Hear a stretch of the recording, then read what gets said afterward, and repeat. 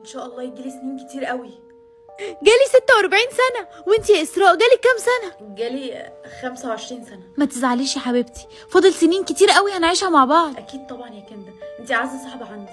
كريم حبيبي، فاكر المطعم اللي كان نفسنا نروحه بس ما كناش بنروحه عشان غالي قوي؟ ايوه طبعا، ماله. يلا بينا، انا عازماك عليه دلوقتي. يا ريت بجد يا اسراء، بس انا فعلا ورايا شغل كتير قوي. ينفع نخليها بكره؟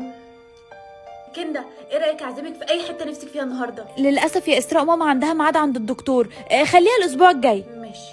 ماما، انا جاي اساعدك النهارده في تنظيف البيت. بنت يا إسراء انتي عيانة؟ لا، بس عايزه اقضي وقتي معاك. كريم، في فيلم حلو قوي في السينما نفسي نشوفه مع بعض. خليها يوم تاني. ليه يوم تاني؟ في ايه يا اسراء؟ انت محسساني اننا هنموت بكره. انت فاضلك 46 سنه وانا فاضلي 55. مالك؟ ماليش. خلاص، ما فاضلش غير ساعه. لازم اقول له انا بحبه قد ايه قبل ما الوقت يخلص. حبيبي انا. اسراء، انت ايه اللي جابك هنا دلوقتي؟ حبيبي انا. اسراء، انت ايه اللي جابك هنا دلوقتي؟ انت بتخوني ومع كندا، مع اقرب صاحبه ليا. انت فاهمه غلط. يا إسراء سيبينا نشرح لك. ايه ده؟ انا لسه عايشه، انا ما متش. هي راحت فين؟ دي اختفت خالص. اختفيت؟ على ما أعتقد وقتها خلص. ازاي؟ دي قالت ان فاضل لها حاجه و40 سنه. دول مش شايفيني. أكيد كانت بتكذب علينا زي ما كنا بنكذب عليها. انا مش قادره اسمعكم. ماما. واد يا يوسف، اتصل لي باختك شوفها اتأخرت كده ليه؟ موبايلها مقفول، اكيد فصل. ما تخافيش شويه وهتيجي. هتروح فين يعني؟ هما كمان مش شايفيني. يا ريتني قلت لهم ان فاضل لي 4 ايام بس. ما دام محدش شايفني، طب انا بعمل ايه هنا؟ ايه ده؟ انا لسه بعرف امسك واحرك الحاجات. انا ما طلعتش عفريته. طب ما اطلع عفريته وانتقم منهم هما الاتنين. ماشي يا كندا، عامله فيها صاحبتي. لا، وكمان مخليه ياخدك الفيلم اللي انا كان نفسي ادخله. انا بقى هصوركم انتوا الاتنين وانتوا خارجين مع بعض، وهبعت الصوره لخطيبك، لكن ما يعرفش انك عماله تخونيه. انا بقى هصوركم وانتوا خارجين مع بعض وابعت الصوره لخطيبك، اللي اكيد ما يعرفش ان انت عماله تخونيه. بعت الصوره لكريم بدل ما ابعتها لخطيب كندا. كريم مين بعت لك؟ انت بتخوني؟ مستحيل اخونك اكيد.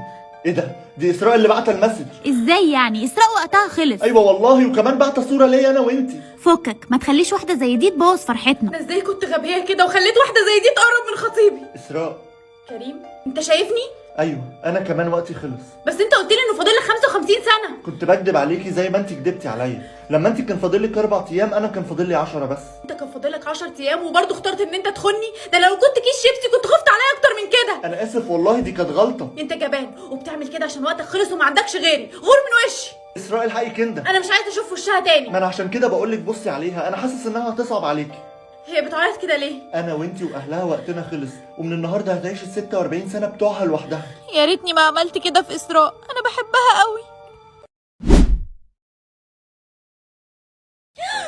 يا رب، انا لازم اشوف تفسير الحلم ده. تفسير لحلم ان الاكس بيعوم في حلة شوربة خضار. عريس للاسبق. الهبل ده. طب انا حلمت اول امبارح ان انا امي بتعاقب مع اسدين قصر النيل. تختبريني يعني؟ عريس للاسبق برضو. والله شكلك فشار. هل تقصد فشار؟ خد بقى الحلم ده. حلمت ان انا ورقة الامتحان بتجري ورايا عشان تاكلني اخر لقمة في الطبق. عشان تاكلك اخر لقمة من الطبق. عريس للاسبق برضو. تأمري بحاجة تانية؟ بقول لك هنا بقى جاموسة لو فتحت امك تاني.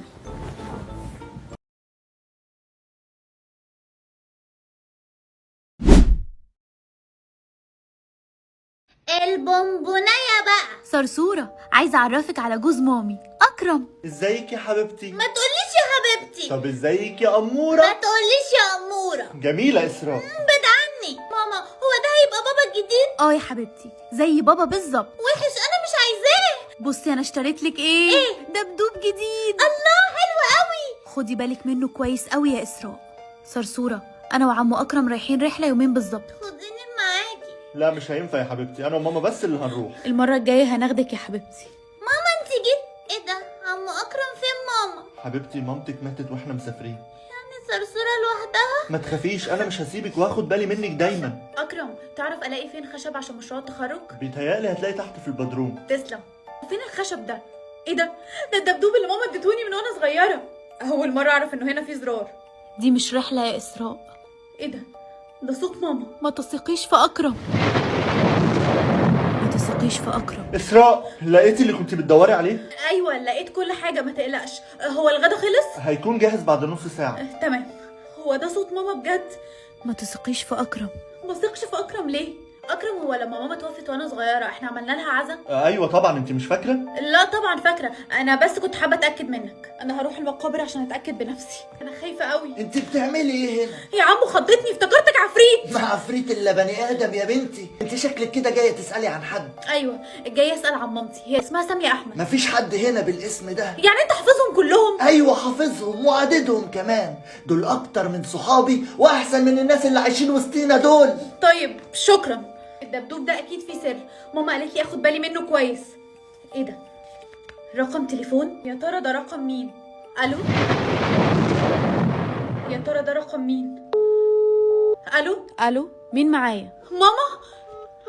هي قفلت السكه ليه؟ انا هحاول اتصل تاني. الهاتف الذي طلبته غير متاح حاليا. انا هدور هنا في البدروم تاني، يمكن الاقي اي حاجه جديده. ايه ده؟ ايه الورق القديم ده؟ حتى الآن لم يتم العثور على المفقودة سامية أحمد بعد بحث دام لمدة 3 شهور. اسراء، أيوة يا أكرم. انت قعدتك في البدروم كترت قوي، هتقلقيني عليك. لا ما تقلقش، كله تمام. طب خدي، صاحبتك ساره على التليفون وعايزه تكلمك. سارة؟ ألو؟ انا مش ساره، ابعدي عن اكرم. أيوة أنا فاهمة الحتة دي كويس، ثواني بس هطلع أوضتي وأشرحها لك. أنا طالعة. ماما معايا؟ مفيش وقت، قابليني في العنوان اللي هبعتهولك الساعه 8. طيب أكرم، أنا هخرج أذاكر عن صاحبتي سارة. ماشي يا حبيبتي، خلي بالك من نفسك. ما تقلقش، أنا مش مصدقة إن أنا هقابل ماما أخيرا. مش مصدقة إني هقابل ماما أخيرا. اهلا اهلا. أنت مين؟ انت اكيد اسراء. هي ماما فين؟ ما تخافيش يا اسراء، ده سعيد جوزي. ماما وحشتيني. جبتي معاكي الدبدوب اللي اديتهولك وانتي صغيره؟ ماما انت ليه سبتيني طول السنين دي؟ قبل ما اقولك على اي حاجه، انا عايزه الدبدوب ده. حاضر. هو راح فين؟ مامتك لقيتك مش كده؟ اكرم انت بتتكلم عن ايه؟ انا مش فاهمه. بطلي استعباط. الراجل اللي انت رحتي سالتيه في المقابر اتصل عشان يطمن انت لقيتي مامتك ولا لسه. انا كنت عارفه ان الراجل ده رغاي وهيفضحني. هات الدبدوب يا اكرم. يا اسراء، مامتك بتكذب عليكي، دي ما ماتتش ولا حتى اختفت، دي قررت تسيبنا احنا الاتنين. انا مش مصدقاك. لازم تصدقيني، انا اللي ربيتك وكبرتك، هي كانت فين طول السنين دي وسايباكي؟ هاتوا بقى. يا اسراء انا عايز احميكي منها، ارجوكي ما تروحيش. ماما انت وحشتيني قوي. ها يا اسراء، جبتيه معاكي؟ اهو. عارفه اكرم لما شافني قاعد يكذب ويقول ان انت سبتيني وانا صغيره. وانتي ما فكرتيش انك كان لازم تصدقيه؟ طول عمرك غبيه من صغرك. ماما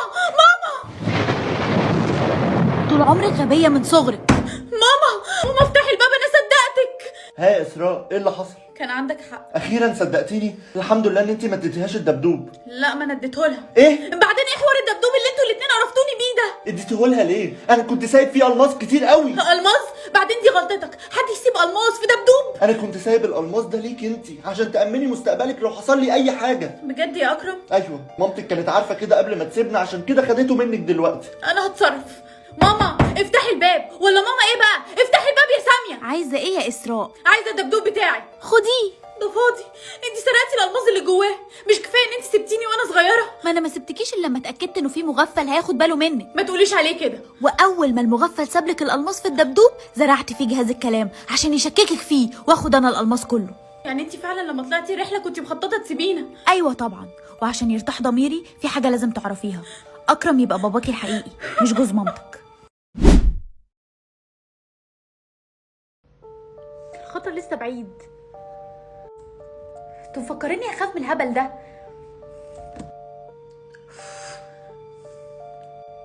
الو. ايوه يا ماما، انت قدامك قد ايه عشان توصلي؟ خلاص يا حبيبتي، انا جايه اهو. الGPS بيقول لي قدامي حوالي 5 كيلو. عايزه حاجه اجيبها لك وانا جايه؟ لا تعالي بسرعه بس. حبيبتي انا وصلت، هغير هدومي واجيلك. ايوه يا ماما ادخلي. جيتلك اهو يا ستي. احكي لي بقى، عملتي ايه النهارده؟ مفيش، طول اليوم قاعده بتفرج على نتفليكس. وانتي؟ النهارده كان يوم غريب قوي، بس مامتك قدها. بقولك ما تيجي نطلب بيتزا. ماما انتي مش وعدتيني ان احنا نعمل محشي النهارده؟ ايوه اكيد ما نسيتكيش، بس بجد انا تعبانه قوي النهارده، خلينا نطلب وخلاص. ماشي. الو بابا، انت قدامك قد ايه على ما تيجي؟ انا خلاص قدامي نص ساعه وابقى في البيت. انا اللي هفتح. هنسى اسراء؟ ايوه والدتك تبقى سناء محمد صح؟ بالظبط. معاكي الظابط يحيى. انا اسف جدا بس والدتك اتوفت في حادثه عربيه من ساعتين. البيتزا وصلت ولا لسه؟ حضرتك سمعتيني؟ والدتك اتوفت من ساعتين. اسراء ما بترديش ليه؟ انسه اسراء، ايوه انت كويسه؟ في حد خطر عندي في البيت. انا عارفه ان الموضوع غريب، بس انا ماما جوه في البيت. انسه اسراء، مامتك. انا عارفه ان انا هبان مجنونه، بس في واحده نفس الشكل والصوت بتاع ماما وبتتصرف زيها بالظبط وقاعده معايا جوه في البيت. طيب اهدي، احنا هنفتش البيت حالا. مفيش حد في البيت يا فندم. ازاي حضرتك؟ دي لسه ندهاني من شويه. اكيد الخبر كان صادم جدا ومخك ما استحملوش. انا عايزك بس ترتاحي شويه. لا حضرتك انا مش بتخيل، هي لسه مكلماني وقالت لي يلا نطلب بيتزا أنسة وانا إسراء، انا الظابط يحيى وده رقمي، لو احتجتي اي حاجه كلميني. انا مش هفضل في البيت ده ثانيه واحده. اسراء انت كويسه؟ انت مين؟ ايه؟ انت مين؟ انت ايه؟ انا مامتك يا اسراء. لا انا مامتي ماتت في حادثه من 3 ساعات. اسراء انا استني. لازم اتصل بالظابط يحيى حالا. الهاتف المطلوب مغلق. لا ارجوك رد. اسراء انت فين؟ تعالي هنا بقولك، تعالي. يا رب اعمل ايه دلوقتي؟ افتحي يا اسراء، اديني فرصه اشرح لك. انت لو ما مشيتيش من البيت حالا انا هكلم البوليس. لا استني، غلط قوي تكلمي اي حد. انا هقولك انا مين. انا ايمان. ايمان مين؟ وازاي صوتك وشكلك شبه ماما بالظبط كده؟ انا ايمان توأم مامتك. انا ماما عمرها ما قالت لي انه عندها توأم. يا بابا رد ارجوك. الو. ايوه يا بابا، في ست بره شبه ماما بالظبط. إسراء اسمعيني كويس، مامتك عندها توأم اسمها ايمان، اتسجنت زمان عشان حاولت تقتل مامتك. انت ازاي ما حكيتليش الموضوع ده قبل كده؟ هشرح لك بعدين، المهم اسمعيني دلوقتي. اقفلي الابواب والشبابيك كويس قوي عشان هي هربت النهارده، واكيد انت اول واحده هتحاول توصل لها. بابا هي وصلت لي خلاص. اسراء انا عارفه انك مفكراني موتت مامتك. انا هكلم البوليس حالا. انت مش فاهمه حاجه، باباكي متورط في الموضوع. اسمعيني بقى. قدامك دقيقتين وبعدها هكلم البوليس. باباكي اداني فلوس عشان امثل عليكي ان انا مامتك. ايه؟ لا طبعا، انا بابا قال لي ان انت هربتي من السجن النهارده. بيكذب عليكي، انا شغاله معاه. صدقيني يا اسراء انا مش عايزه اذيكي. طب لو مش عايزه تاذيني فعلا، ليه عداد الخطر بيقول انك عايزه تاذيني؟ امسكي، ده جهاز الخطر اللي العداد بيقولك مكانه. ايوه فعلا، بس انت جبتيه منين؟ ما انا قلتلك باباكي اداهوني عشان ابان ان انا الخطر مش هو. بابا. الو اسراء الو. بابا، انت بتتصل من رقم غريب ليه؟ اسراء انت خرجتي من البيت؟ انت اديت جهاز الخطر بتاعك لايمان؟ ايه اللي انت بتقوليه ده؟ هاتي الموبايل بقى بقولك. الو. انت عايزه مني ايه؟ عايزه اسمع منك كلمه ماما. اسراء انت بتجري ليه؟ اقفي بقى. مش هسيبك تروحي مني يا اسراء، مش هسيبك. نفسي تعتبريني زي مامتك ونبقى عيله سعيده مع بعض. اللي انا عملته ده. الظابط يحيى، الحمد لله ان انت وصلت. انا حاولت اتصل بيك كتير بس موبايلك كان مقفول. الست اللي حضرتك جوه. ممكن تهدي وكل حاجه هتبقى كويسه؟ ممكن بس نخش نشوف الوضع ايه جوه؟ ايوه بس لازم اشرح لك الاول. الست اللي جوه اللي هي توأم ماما اسمها ايمان حاولت تموتني، وكان معاها جهاز الخطر اللي بابا اداهولها. استنى اوريهولك اهو. حضرتك اللي في ايدك ده ريموت تكييف. ايه؟ يا نسا اكيد حضرتك بتهلوسي. لا انا مش بهلوس. انتوا جيتوا هنا من كام ساعه ودخلتوا وفتشتوا البيت وقلتوا ان هو فاضي، وانا قلت لكم انها جوه. انسه ارجوكي كفايه، انا دي اول مره اشوفك فيها. احنا جينا هنا عشان حد من الجيران بلغ انه سمعك بتصرخي وسمع بعدها صوت ضرب. ممكن حضرتك تبعدي عشان نخش؟ اهو هي زقتني على الارض وانا حاولت احمي نفسي، وده جهاز الخطر، ده جهاز الخطر. انسه اسراء اللي على الارض دي مامتك سناء محمد، وانت مقبوض عليكي بتهمه قتلها. لا دي مش ماما، دي صدقني انا اصلا انا حاولت ادافع عن نفسي، مش انا اللي عملت كده صدقني. انت برضو بتشربي تاني يا اسراء؟ انا اسفه يا ماما بس انا عطشانه قوي. قلتلك 100 مره لما تشربي ميه كتير هتخشي الحمام كتير وهتستخدمي دقات قلب اكتر. انا مش عايزاكي تتحركي من مكانك. انا اسفه ماما، انا رايحه المدرسه. تاخدي تاكسي وانت رايحه. لو عرفتي انك اتمشيتي للمدرسه مع صاحبتك زي المره اللي فاتت مش هتشوفي المدرسه تاني. حاضر. حافظي على دقات قلبك يا اسراء. النهارده يوم رياضي، الولاد هيلعبوا كوره والبنات هيلعبوا باسكت. يلا يا اسراء نلعب، انت بتحبي الباسكت قوي. مش هينفع، اتبسطوا انتوا. برضو يا اسراء هتقعدي لوحدك وفي الاخر بتزعلي انك وحيده وملكيش صحاب. مش مشكله، انا كويسه لوحدي. ماما انا رجعت وحش. استخدمتي كام دقه قلب النهارده؟ 10,000. 10,000 ده كتير جدا عليكي. والله يا ماما انا فضلت قاعده في مكاني طول اليوم، بس الميس طلبت مني اجيب لها حاجه من الاوضه التانيه فجبتها لها. عارفه لو اتكررت مش هتشوفي المدرسه تاني. طب هي اختي روان عامله ايه؟ تعبانه حبيبه امها ومحتاجه دقات قلب من اختها الانانيه. حاضر يا ماما. ادي لاختي كام دقه قلب؟ اديلها 100,000 دقه. ايه 100,000 دقه؟ ايه مستكتراهم على اختك العيانه؟ لا طبعا يا ماما. بنتي يا اسراء انا ما اتحركتش من مكاني من الصبح والله. ما انا عارفه. يلا ادي 100,000 دقه تاني لاختك. ايه 100,000 كمان؟ ما انا لسه مديها 100,000 امبارح. هي لحقت تخلصهم ازاي؟ دي قاعده في السرير طول اليوم. اهم خلصوا وخلاص. يلا اديهم لها. بس كده دقتي انا اللي هتخلص. مش مهم، اهم حاجه اختك تبقى كويسه. اسراء اوعي تنسي حفله عيد ميلادي بالليل. ما انت عارفه يا جنى ماما هتموتني لو جيت. فكك منها وتعالي من وراها. على فكره عمر جاي الحفله. بجد عمر جاي؟ لا مش هينفع. براحتك، خلي سلمى تخطفه منك. ماما هو انا ينفع اروح عيد ميلاد صاحبتي عشان ترجعي لي صرفالي 30 40 الف دقه؟ لا طبعا. والله يا ماما مش هتحرك خالص ولا هغني ولا هرقص، هتفرج عليهم من بعيد بس. لا برضو يا ماما انا عمري ما رحت اي عيد ميلاد، حرام عليكي. انسي يا اسراء وما تتكلميش كتير عشان ما اقولكيش مفيش خروج خالص. اكيد مش هيحصل مصيبه لو رحت من وراها.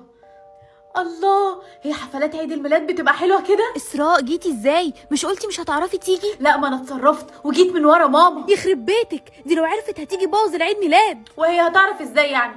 ما هي طول النهار قاعده مع اختي. يلا يا اسراء تعالي رقصي معانا، هتبسطي قوي بجد. لا روحوا انتوا، انا هقعد هنا واتفرج عليكم. يا اسراء تعالي بقى عشان عمر يشوفك. قلتلك لا، يلا روحوا. ايه واقفه لوحدك بتفكري في مين؟ في عمر. بتفكري فيا؟ بصراحه وانا كمان بفكر فيكي.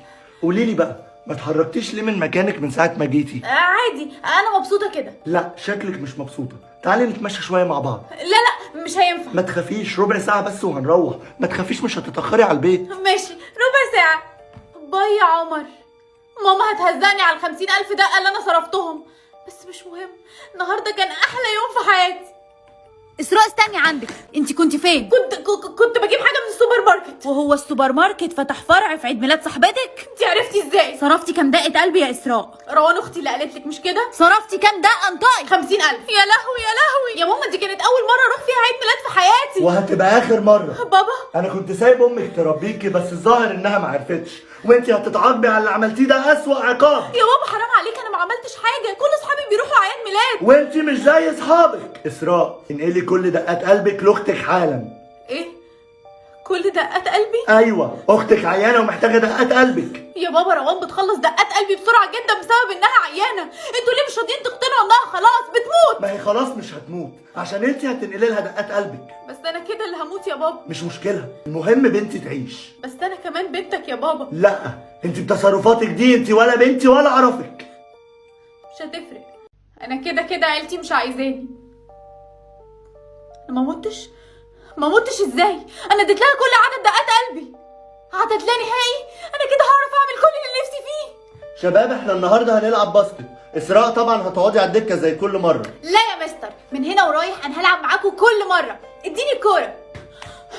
شفتي؟ مش قلتلك ان انا بلعب حلو؟ بتلعبي حلو ايه؟ ده انت جايبه في نفسك 3 اجوان، ولو جريتي مترين بتنهجي. دي اول مره اجري من سنيني، عدمت الاحساس.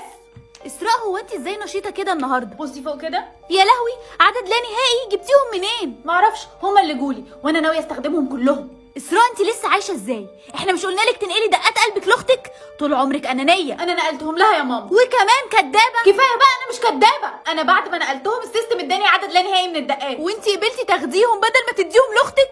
انت ليه يا ماما مصممه تكرهيني في اختي؟ سيبيني في حالي بقى. روان عامله ايه دلوقتي؟ كويسة، بس دقات قلبي قربت تخلص. ازاي بس؟ انا لسه مدياكي امبارح 1,200,000,000 دقه قلب. عارفة والله، بس أنا جسمي بيخلص الدقات بسرعة، معرفش ليه. انا اسفه يا روان ان انا ما بزوركيش خالص، بس أنا عارفة إنه ماما عمالة تضغط عليكي، ومخنوقة قوي إنك مش عارفة تعيشي حياتك بسبب مرضي. بس في حاجة غريبة قوي يا إسراء، ايه؟ عمري ما حسيت إن أنا عيانة فعلا. انت بتقولي ايه؟ ازاي يعني؟ بابا وماما دايما بيقولوا ان انا عيانه ودقات قلبي بتخلص بسرعه، بس انا عمري ما حسيت ان انا عيانه. انا حاسه ان خلاص مش مهم. يا روان حاسه بايه؟ قوليلي. اسراء، انا دقات قلبي بتخلص بسرعه لما بتكلم، نتكلم بعدين. انا متاكده ان روان اختي مش عيانه وانه في حاجه غلط، بس انا مش عارفه هي ايه. في حد بيسرق دقات قلب روان؟ انا متاكده انها ماما. بابا انا مش مصدقه، ليه يعمل كده؟ بابا انا عارفه انت بتعمل ايه. ايه ده، هي ريحه المحشي وصلت لك؟ 10 دقايق والاكل يكون خلصان. انا عارفه ان انت بتسرق دقات قلب روان. انت عرفتي ازاي؟ انت ليه بتعمل كده؟ عارفه يا اسراء لو نطقتي وقلتي لحد هعمل فيكي ايه؟ ليه بتعمل كده؟ عشان محتاج فلوس. وده ايه علاقته ان انت بتسرق دقات قلب بنتك؟ عشان ببيعهم يا اسراء، ببيعهم بفلوس كتير قوي. انا مش مصدقه ان انت كده شايف نفسك اب. لولا الفلوس دي انت ما كنتيش هتلاقي تاكلي، انا كان لازم اعمل كده. طب والشركه بتاعتك؟ فلست، وانا ما رضيتش اقول لمامتك عشان ما تسيبنيش. انا بجد مصدومه فيك يا اسراء. انا كده حياتي اتدمرت، ماما ما بتحبنيش، اختي بتموت، وبابا طلع حرامي. انا كده ما قداميش غير حل واحد، لو سمحت انا عايزه ابلغ عن بابا. عمل ايه؟ بيسرق دقات قلب اختي وبيبيعها. وايه كمان؟ هو ايه اللي وايه كمان؟ انتوا لازم تقبضوا عليه. هو مش اختك كده كده عيانه وبتموت؟ لا انا اختي كويسه. باباكي مبلغنا ان عندها مرض خطير وكده كده هتموت، ودقات قلبها اللي بيبيعها دي بينفع بيها ناس محتاجاها فعلا. ده بيكذب عليكم صدقني. بقول لك ايه يا شاطره، روحي انت اعملي الواجب ومالكيش دعوه بكلام الكبار ده، احنا عارفين شغلنا كويس. ماما في حاجه مهمه قوي لازم تعرفيها. بعدين يا اسراء انا مشغوله دلوقتي. روان مش بتموت، بابا هو اللي بيسرق دقات قلبها. انت بتقولي ايه يا اسراء؟ هي دي الحقيقه. هو الكلام ده بجد يا ياسر؟ اسمعيني بس، انا عملت كده عشان مش هسمع منك حاجه، طلقني. ماما استني. عاجبك اللي انت عملتيه ده يا اسراء؟ انت اللي عملت مش انا. اسراء الحقيني. ماما اسراء اختك مش بتتنفس. روان ايه اللي حصل يا ماما؟ معرفش، لازم نوديها المستشفى دلوقتي حالا. يلا طمنا يا دكتور. روان دلوقتي حالتها مستقره، بس هي محتاجه نقل دقات قلب في خلال نص ساعه. تمام يا دكتور. ماما ما تقلقيش، انا هدي روان دقات قلبي كلها. لا يا اسراء، انا اسفه اني عملتك وحش طول السنين دي. انا بس كان نفسي اختك تبقى كويسه، وانتي كان معاكي دقات قلب كتير ففكرت انك ممكن تنقذيها. ما كنتش اعرف ان باباكي اللي بيعمل كده. ماما انت مش مضطره تتاسفي، دي مش غلطتك، دي غلطه بابا. لا دي غلطتي انا، وانا لازم اصلحها دلوقتي. ازاي؟